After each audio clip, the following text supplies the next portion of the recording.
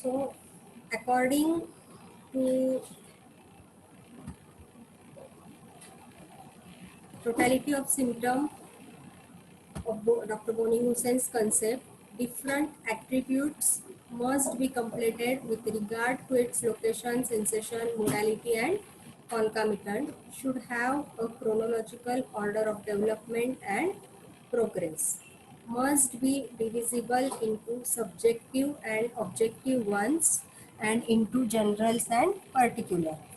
Each of the general and particular should have common and uncommon symptoms. So we have to find out which symptoms are common in general symptoms and particular symptoms and which are uncommon symptoms in the case. Peculiar combinations, for example, concomitant, alterations, extension, negative general, causation, unexpected deviations, sensation as if, and onset must be clearly noted. This is a very important thing, that is extension, negative general, causation, concomitant, alteration, unexpected deviation, and sensation as if, onset, because according to when we are treating the patient homeopathically, then to find out the exact simillimum, these points are very much important to differentiate the exact simillimum from the group of similars. Then environmental, occupational, and other exogenous influences on the case must be depicted. It is especially important in chronic case taking because many times these exogenous influences, they may disturb, or they may the patient cannot get completely cured due to these factors. So these cases we must find out and remove. Then the background of the case, past history, family history must be in preview. So past history of the patient, family history of the patient, these are also very much important. Then techniques of ascertaining the totality, symptom, particulars, present symptoms, then history of present symptoms, past history, family history, and personal history. In this way, we have to make all these things be considered while making the totality of symptom. Then totality of symptoms is equal to new phrase coined by Dr. D. Castro, essential total of the symptoms. According to Dr. Castro, essential total of symptoms is nothing but the totality of symptoms. Case receiving, case perceiving, evaluation of symptoms are prerequisite conditions for erecting the totality of symptoms. Totality of symptoms is essential for building of repertorial totality for repertorization. So, the symptoms are nothing but a small building blocks, and totality, with the help of totality, we have to, when we arrange these building blocks properly, then we get the proper identity of that building, then we get the proper identity of that person, that patient, and we get the proper totality, and then we can able to make the proper repertorial totality with the help of totality of symptoms, which is helpful for this repertorial totality, which is helpful for proper repertorization. Then what is the concept of Dr. Dr. Boni Hussein related to totality of symptom? This we covered in the last lecture, but as it is the very much important topic and many times the students get confused, so I revise this topic once again. The concept of Boni Hussein related to totality of symptom is, he proceeded on the hypothesis that the totality was not only the sum total of symptoms, but was in itself one grand symptom. So the totality of symptom is not the sum total of symptoms, but it is nothing but one grand symptom, because According to Dr. Boning Hussain, we construct the totality as a complete symptom. We construct the totality under the points location, sensation, modality and concomitant. So it is nothing but a grand symptom. The symptom of the patient, and that whether the individual parts of the symptom were considered or the grand symptom, the totality itself, three factors must be present. As all of you know, what is grand symptom? The symptom which is having location, sensation and modalities, it is called as grand symptom. And when we added in the grand symptom the concomitant symptoms, then it is called as a complete symptom. So what is locality? What is location? As we discussed all these topics under philosophical background, that is the part, organs or tissues involved in the disease process. Then the sensations, it is nothing but the kind of pain, sensation, functional or organic change characterizing the morbid process. Means how, what are the feelings of the patient related to pain, how his sensations related to that part, what are the functional or organic changes related to that location which came under sensation. Then conditions of aggravation and amelioration, means the circumstances causing, exciting, increasing or otherwise affording modification or relief of suffering. All the things which excite the condition, which increase the which increase the symptoms as well as which gives relief are all came under the conditions of aggravation and amelioration. Then the concomitant symptoms was added by him, emphasizing that the doctrine of the totality of the case, which must include the concomitant. So, while completing the totality of the case, while making the portrait of the disease, we must include the concomitant symptoms whatever present in the case. He said that the concomitant symptoms is to the totality what the condition of aggravation or amelioration is to the single part. So, concomitant symptoms are nothing but symptoms which are we considered for whole person, and the condition of aggravation and amelioration most of the time we get it for the single part or related to single part. We get different modalities, that is different aggravations and ameliorations. It is the other thing when we cannot get aggravations and ameliorations of each and every symptom, then we apply the doctrine of analogy. Boning Hussain first conceived the idea of clinical completing symptoms, partly by analogy and partly by observation of curative effects. So, as we cannot get the complete symptom, then we apply doctrine of analogy. He discovered that many of the modalities of the case were general in their relation. The totality of symptom is not only the sum total of symptom, but is in itself one grand symptom, the symptom of patient. The totality of symptom is the disease, what the man, the ego is to the organism. It is that which gives individuality and personality. So why we make the totality of symptoms? Why we make the portrait of the disease?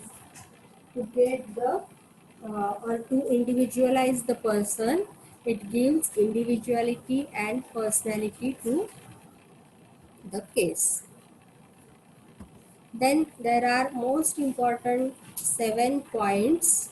The characteristic symptoms can be elicited following 7 considerations, which which I told in the last lecture, that quiz, that is changes in the personality and temperament, quid, that is disease individualization, UB, that is seat of disease, Cubus auxiliis, that is concomitants, cure, that is prima causa morbid or cause of the disease, then humodo, that is modalities, then condo, that is the time factor.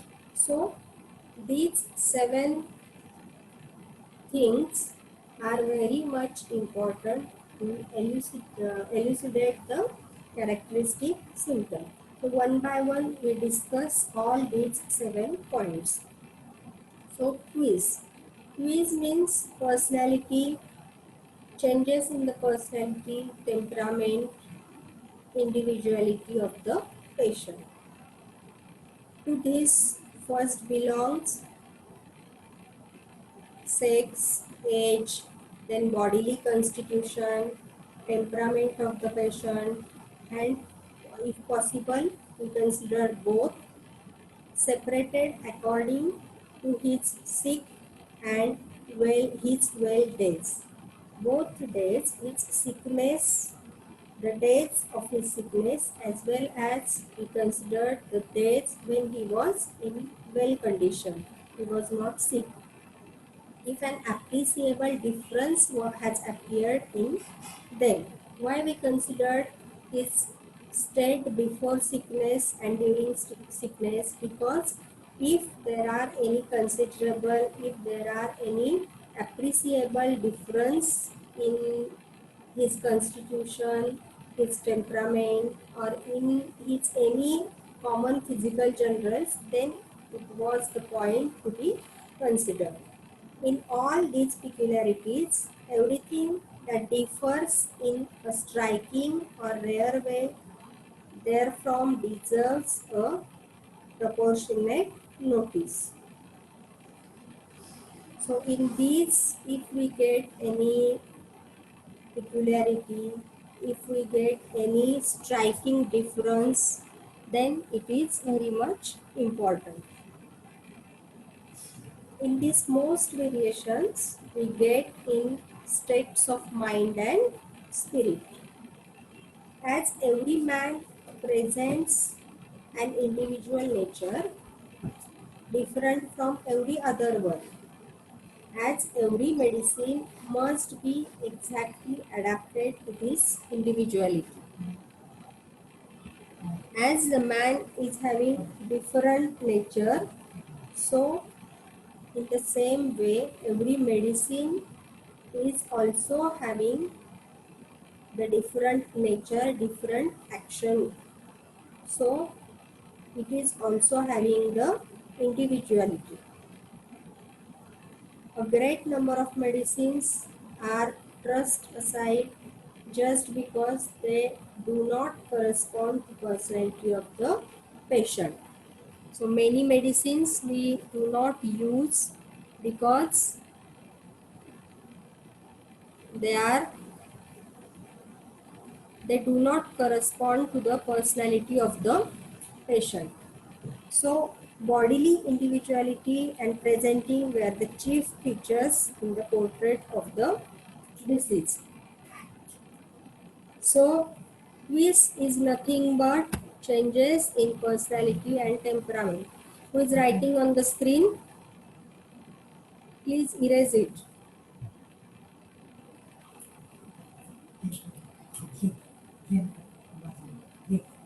So these are the changes in the personality and temperament. Then quid.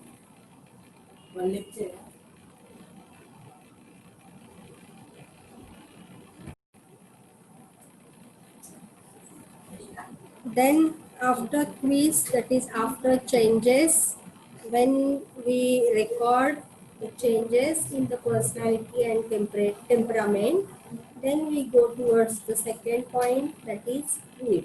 That is disease individualization. Refers to the disease, that is its nature and peculiarity. We must know first an evil accurately before we can able to give any effectual aid against it. When we treating the evil, then we must know whatever we are treating. Occasionally, relief may be given without having first recognized the nature of the evil. Many times, without proper making totality, without proper recognizing the nature of the disease, we give medicine and luckily it worked properly, and without recognizing the proper disease condition, the patient may get relief occasionally. So, since the time of Hippocrates, very much has been done with respect to the first patient, and we have especially enjoyed a great progress up to modern times. So, since the previous time, nowadays there may be a great progress in treating the patient. Almost diseases are described and treated of under the same name, which differ essentially in their nature and require for their cure very different medicines. So most of the diseases, they are treated under diagnosis, as the diagnosis is same, but the totality may be different in two patients as the diagnosis is same. So they require, to cure those patients, they require different medicines. But most of the diseases, they are treated under the same diagnosis. An immediate result of this failing is the homeopaths can make only a very limited use of the great advance made by dominant school of diagnostics, and their generality exclude every special direction as the suitable remedy. So as the allopaths, they treat the patient according to the disease diagnosis. Many homeopaths, they also try to treat the patient accordingly, and they may fail. They cannot get the proper cure because this is the wrong method. Though the diagnosis is same, there may be, or there many times, most of the times, there is difference in the medicines with same diagnosis of two patients. Diagnosis offered by best allopathic manuals is rarely, if ever, sufficient for the homeopath so as to enable him to make a sure selection of the remedy. So many times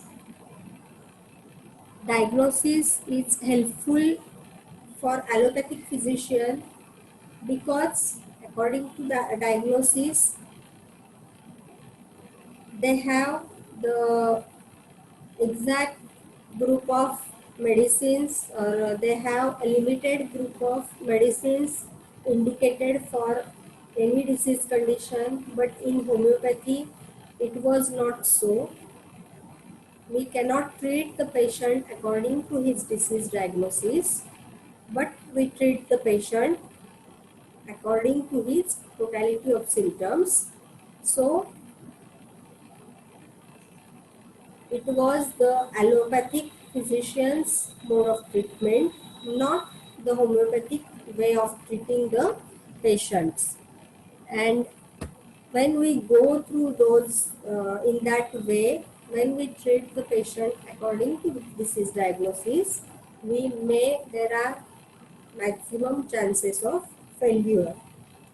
When in which condition we treat the or we select the medicine with the help of disease diagnosis, when there is too much advanced pathology, when we have to give the temporary relief to the patient from his symptoms. So at that time, we have to use the diagnostic rubric.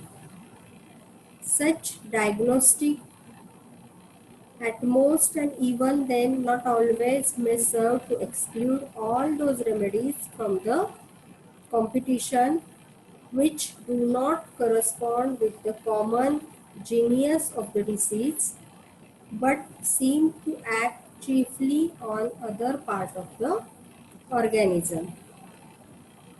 So in this way, in QID, disease individualization, Dr. Hannah Boning Hussein, he said that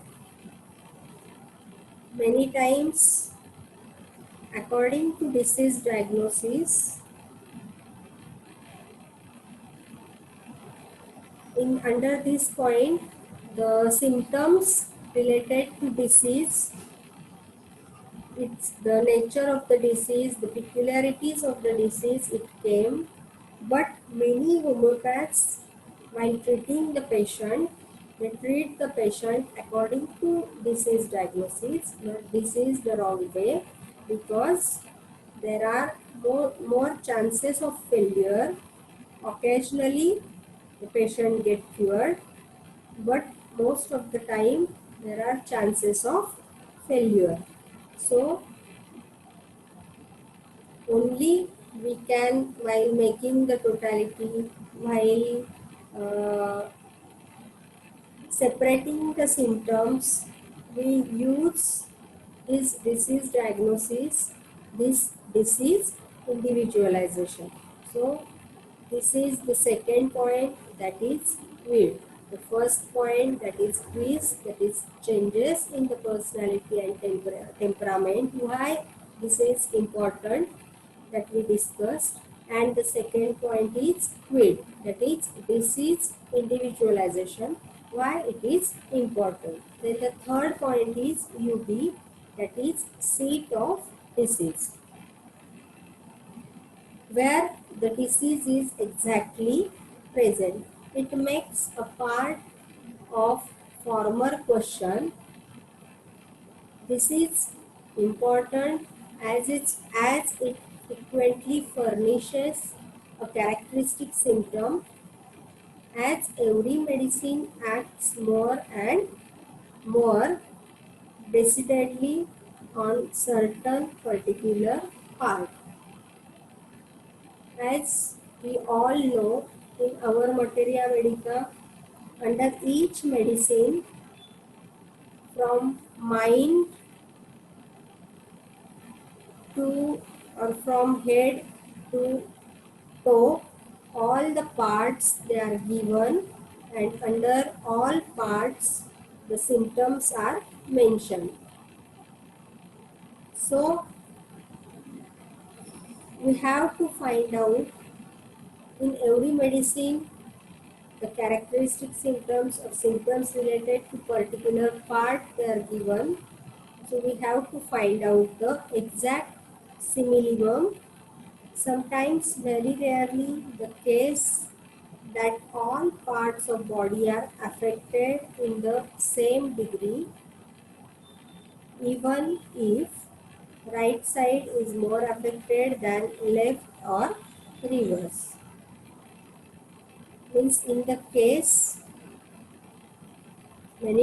Sometimes all parts of the body get affected, but occasionally we found that right side is more affected than the left side, or left side is more affected than the right side. So this is considered by only homeopathic physicians. Allopathic physicians, they do not consider the right side or left side. If there is headache, then they do not consider the right side of the head is if